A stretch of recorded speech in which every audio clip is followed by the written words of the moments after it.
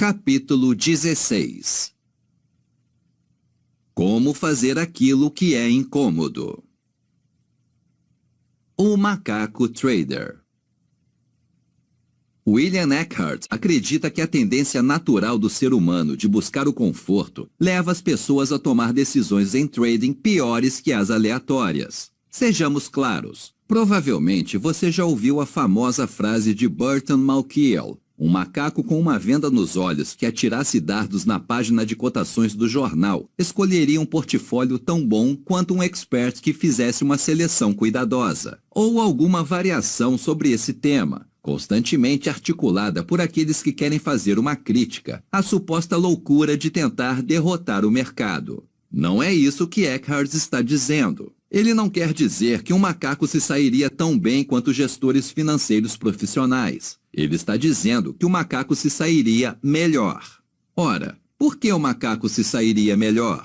Porque o ser humano evoluiu para a busca do conforto, e no mercado o conforto não vale a pena. No mercado, a busca do conforto significa fazer aquilo que é emocionalmente satisfatório.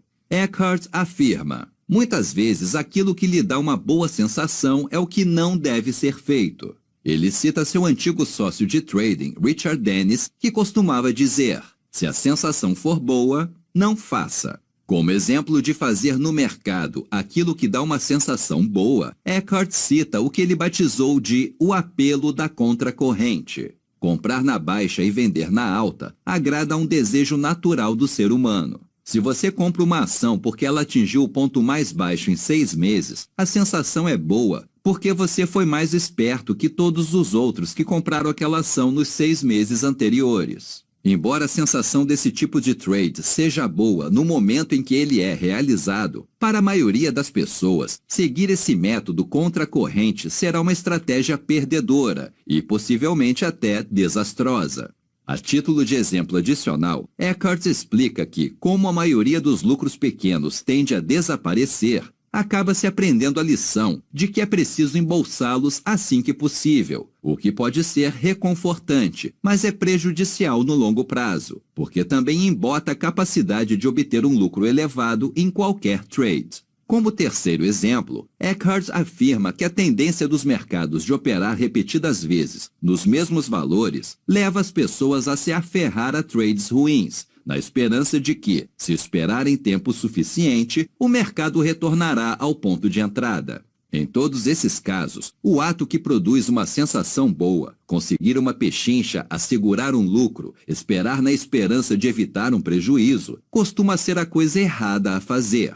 A necessidade de satisfação emocional levará a maioria das pessoas a tomar decisões piores até que as aleatórias, e é por isso que o macaco atirador de dardos se sairá melhor. Para demonstrar empiricamente como o viés da maioria das pessoas as leva a tomar decisões piores que as aleatórias, Eckhart contou-me a história de como um dos funcionários de Richard Dennis entrou em um concurso de previsões para acertar o preço de fim de ano de diversos mercados. Esse funcionário simplesmente usou o valor corrente de todos os mercados em suas previsões. Terminou entre os 5 melhores de centenas de participantes. Em outras palavras, pelo menos 95% e provavelmente um número mais próximo de 99% de todos os concorrentes foram piores que os aleatórios. Uma experiência involuntária. Em seu livro A Fórmula Mágica para Bater o Mercado de Ações, Joel Greenblatt apresenta um indicador baseado em valor para ranquear ações. O nome, Fórmula Mágica, é uma brincadeira com o alarde que costuma acompanhar os indicadores de mercado, mas também é uma referência à surpreendente eficácia dessa medição. Na verdade, Greenblatt e seu sócio de trading, Rob Goldstein, ficaram tão impressionados com o bom funcionamento da Fórmula Mágica que criaram um site com o mesmo nome, para que os investidores escolhessem suas próprias ações a partir de uma lista reduzida de títulos selecionados com base nos valores da fórmula. Os investidores foram incentivados a escolher de 20 a 30 ações da lista, para ficar mais perto do desempenho médio, em oposição à dependência excessiva de um número pequeno. Na última hora, incluíram um formulário que dava ao investidor a opção de contratar um gestor para sua conta, em vez de decidir por conta própria. Ao final, menos de 10% daqueles que usaram o site para investir fizeram sua própria escolha, o conceito original. A maioria esmagadora optou pela opção do portfólio gerenciado. Greenblatt passou, então, a monitorar como o portfólio autogerido se saía, em comparação com os portfólios de gestores. Em média, depois de 2 anos, os portfólios com gestor superaram os autogeridos em 25%, até mesmo quando ambos eram constituídos pela mesma lista de ações. A diferença entre os portfólios com gestor e sem gestor refletiu o impacto da seleção humana e o timing das decisões. Deixar o investidor tomar decisões sozinho, escolhendo ações específicas da lista e o momento de compra e venda dessas ações, estragava o desempenho, em comparação com o investimento da mesma quantia em dólares em um portfólio diversificado de ações, sem qualquer tentativa de escolher o momento de entrada e saída. Perguntei a Greenblatt por que, em sua opinião, os investidores que tomaram as próprias decisões foram tão pior.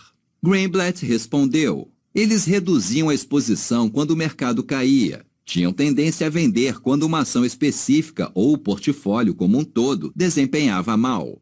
Tiveram desempenho bem pior que o mero acaso na escolha de ações de nossa lista pré-selecionada. Provavelmente porque, ao evitar papéis particularmente arriscados, deixaram passar alguns dos mais vencedores. Pense nisso. Não soa como decisões tomadas em busca de conforto? Sem querer, Greenblatt tinha criado uma experiência de grupo de controle, demonstrando o impacto das decisões humanas no mercado diante de um critério bem definido. Um portfólio diversificado constituído pela mesma lista de ações, sem qualquer seleção ou instrução de timing. O investidor teria alcançado o mesmo retorno esperado, com algumas variações conforme a amostra, se tivesse escolhido aleatoriamente suas ações, investindo quantias iguais em dólares em cada uma delas, e aplicando o mesmo método de compra e venda isento de timing. Ou, dito de outra forma, o mesmo retorno esperado poderia ter sido alcançado por um portfólio escolhido por um macaco lançando dardos numa lista pré-selecionada de ações. A experiência involuntária de Greenblatt proporcionou, na prática, uma validação na vida real para a tese de Eckhart, de que o macaco hipotético superaria seres humanos tomando por conta própria decisões a respeito de investimento. A economia comportamental e o trading. Eckhart atribui aos vieses humanos a tendência da maioria dos participantes do mercado a perder. Nas palavras dele, existe uma tendência geral e persistente dos títulos de fluírem de muitos para poucos. No longo prazo, a maioria perde. A conclusão para o trader é que, para ganhar, você precisa agir como a minoria. Se aplicar ao trading os hábitos e as tendências normais do ser humano, vai gravitar rumo à maioria e, invariavelmente, perder. Essas observações de Eckhart estão em sintonia com as conclusões dos economistas comportamentais, cujas pesquisas demonstraram que tomar decisões de investimento irracionais é inerente às pessoas. Em uma experiência clássica realizada por Daniel Kahneman e Amos Tversky, pioneiros no campo da teoria prospectiva, os participantes de uma pesquisa tiveram que escolher, hipoteticamente, entre um lucro garantido de $3.000 ou uma chance de 80% de um lucro de $4.000, com 20% de não ganhar nada. A imensa maioria preferiu o lucro garantido de $3.000, embora a outra alternativa representasse uma expectativa de ganho maior. 0,80 vezes $4.000 igual a $3.200.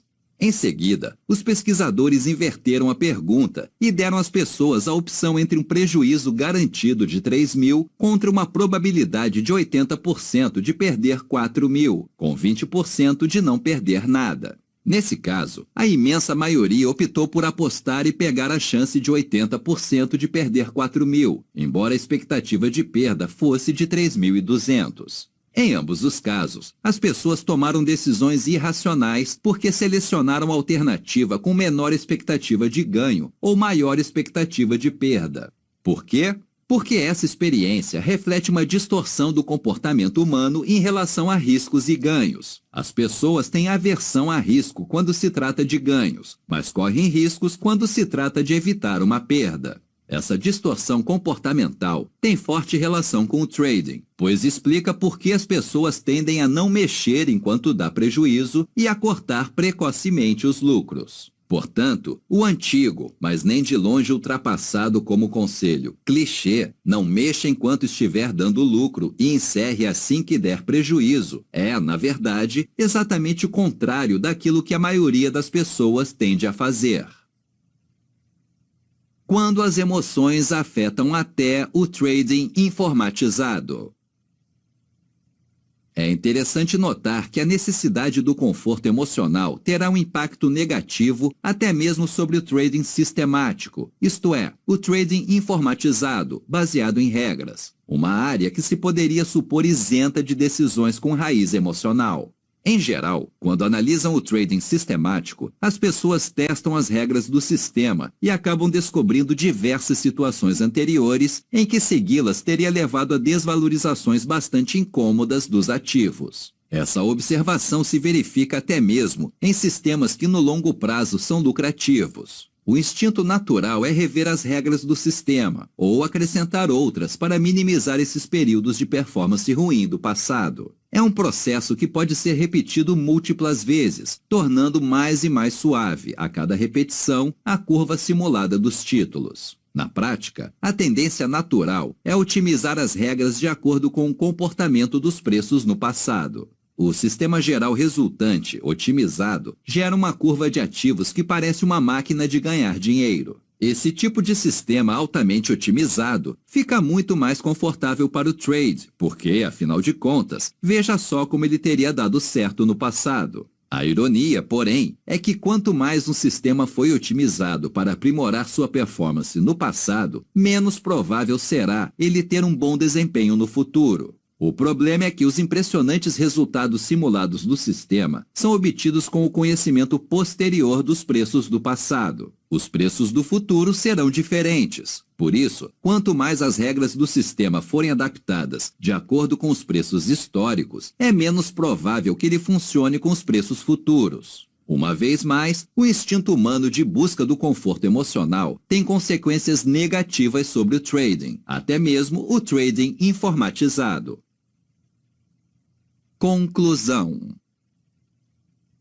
A lição deste capítulo é que a maioria das pessoas perde dinheiro no trading, não apenas porque lhes falta habilidade, isto é, elas não possuem uma vantagem, mas também porque sua tendência a tomar decisões confortáveis de trading ou de investimento acaba, na prática, levando a resultados piores que o mero acaso. No trading, ter consciência desse efeito inerente ao ser humano é o primeiro passo para resistir à tentação de tomar decisões que geram sensações agradáveis, mas que, no fim das contas, são equivocadas.